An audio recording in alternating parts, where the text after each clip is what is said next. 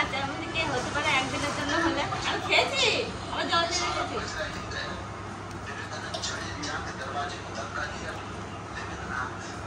বুঝে গিয়েছে তোমার, বুঝে গিয়েছে তোমার।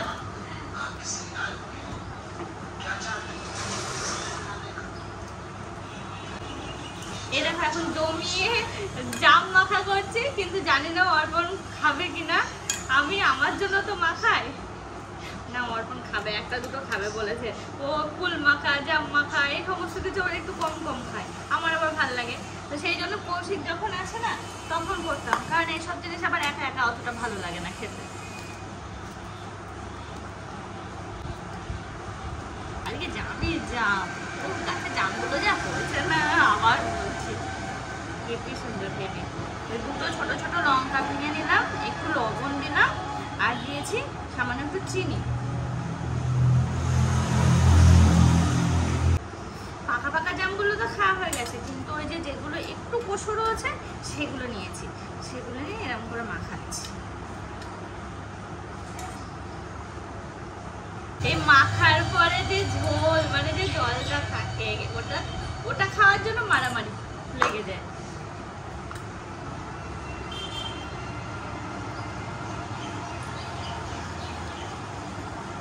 বাবা ঝালগুলো কি ঝাল।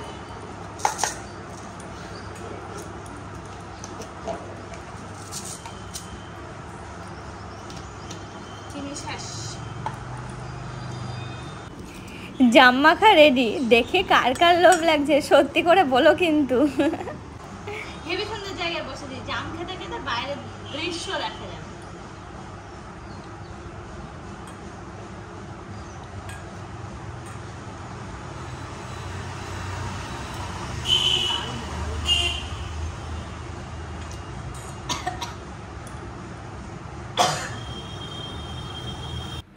আর বলে না কি যে তৃপ্তি করে খাচ্ছি আমি এই জাম মাখাটা, ও অপূর্ব খেতে হয়েছে। বুঝছো?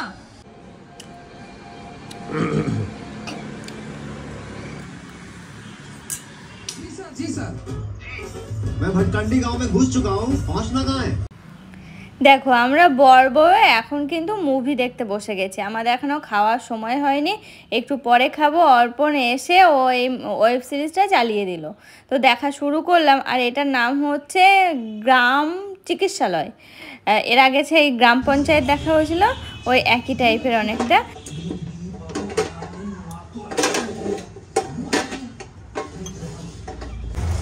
এই দেখো দেখছিলাম সিনেমা দেখতে দেখতে অর্পণের আবার একটু খেতে ইচ্ছা করেছে আম, সেই আমটা এখন কাটতে আসলাম। একটু পরে আমরা চিড়েমুড়ি খাবো, আজকে গঙ্গা পুজোর মাস্ট চিড়েমুড়ি খাওয়া হয়। তো অর্পণকে বললাম যে একবারে চিড়েমুড়ি খাবো, তো ও হচ্ছে আমের মধ্যে পুরো মন চলে গেছে, এখন একটা আম কেটে দেবো, তারপরে শান্তি।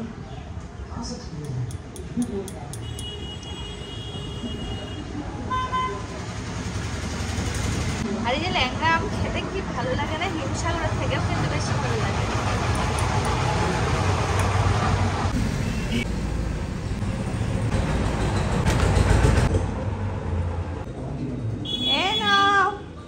এরপরে যদি বলো খাবা না চিড়েমুড়ি, ওসব হবে না বলো। 20 रुपए ভালো আজকে। হ্যাঁ আজকে আগের দিনের থেকে অনেক ভালো।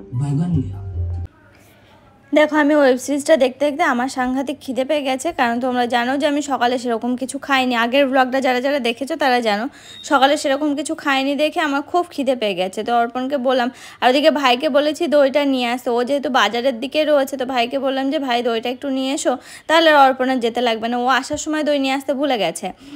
তো এই যে এখন আমি চিড়ে টিড়ে ধুয়ে একদম রেডি করে ফেলছি, আসার সাথে সাথে যাতে খেয়ে ফেলতে পারি। অনেকক্ষণ থেকে ওয়েট করছি, সাংঘাতিক খিদে পেয়েছে বলতে পারো, মানে সাংঘাতিক। তবে আগের দিন যে পরিমাণে আমি দই খই চিড়ে মুড়ি সব মেখেছিলাম না, আজকে অনেকটাই কম। তো দেখো এখন এই থালাতে তুলছি ভাইয়ের জন্য।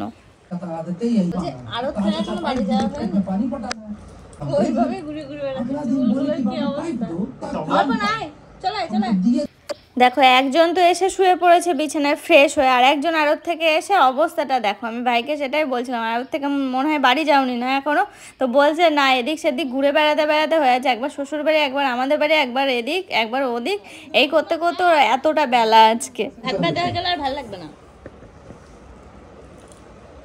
এই কি দশহরা স্পেশাল? একদম একটু দশহরা। আরে কি रामवता जी দশহরা आप गंगा पूजो इनको वैक्सीन দশহরা বৃহস্পতিবার আর কি চাই? হ্যাঁ বৃহস্পতিবার তোমার তো এমনিতেও নিরামিষ ওই জন্য শ্বশুরবাড়ি প্রতি বৃহস্পতিবার গিয়ে খেয়ে আসো দশহরা নিরামিষ করে দিয়েছি। अरे ले आओ ভাই কিছুতেই খাবে না, কারণ একটু আগে নাকি ও ভাত খেয়ে এসেছে, তাও ওই আমরা তিনজন একসাথে অল্প অল্প করে খাচ্ছি। দেখো সেই খাওয়া দাওয়া করে না একটু ঘুম দিয়ে নিলাম, তারপরে যে সন্ধ্যা লেগে গেছে এখন সন্ধ্যা দিয়ে দিলাম, ধূপটা দেওয়া হয়ে গেছে, আর এখন এই যে কর্পূরদানিতে একটু কর্পূর দিয়ে একটু চারি সাইডে একটু ঘুরিয়ে নিচ্ছি এই আর কি। এই এখন এখানে তুলসী তলে একটু ঠাকুর মানে সন্ধ্যা দিয়ে নিলাম, এবার যাবো হচ্ছে উপরে মানে ঠাকুর ঘরে, তো সেখানে আর কি যাচ্ছি। তো দেখো অন্যদিন মানে রোজই দেওয়া হয়, অন্যদিন আর ঠাকুর ঘরে এটা নিয়ে আসা হয় না, আজকে যেহেতু বৃহস্পতিবার তো ভাবলাম যে আজকে নিয়েই আসি। আর কর্পূরের পরিমাণটা অনেকটা বেশি পরিমাণে দিয়েছি যাতে একদম মানে মাঝের থেকে উপর পর্যন্ত যায়, কারণ এটা তো ধরলে সাথে সাথে পুড়ে যায় না, সেই জন্য আর কি।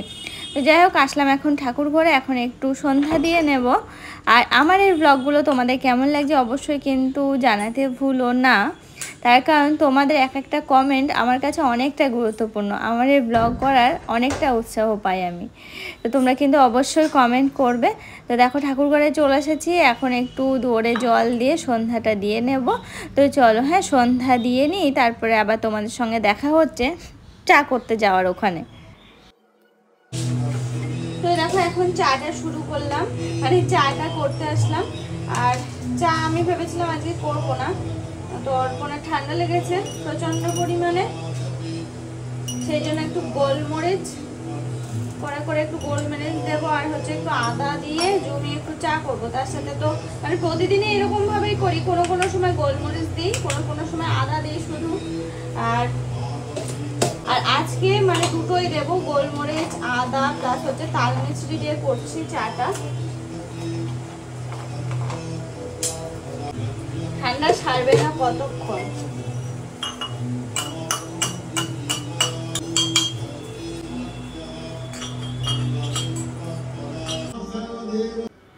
দেখো এখন চা করে নিয়ে আসলাম। আর তোমরা হয়তো অর্পণকে খাওয়ানো দেখে অনেকে অনেক কথা বলবে, আসলে পার্সোনালি আমার অর্পণকে খাইয়ে দিতে বেশ ভালোই লাগে, আর যেদিন খাইয়ে দেওয়া হয় না সেদিন কেমন যেন মনে হয় যেন আমাদের মধ্যে দূরত্বটা বেড়ে গেছে, সেই কারণেই আর কি। তো চলো আজকের ব্লগটা এই পর্যন্ত রাখছি, তোমাদের কেমন লাগলো অবশ্যই কিন্তু জানাতে ভুলো না। আজকের মতো টাটা।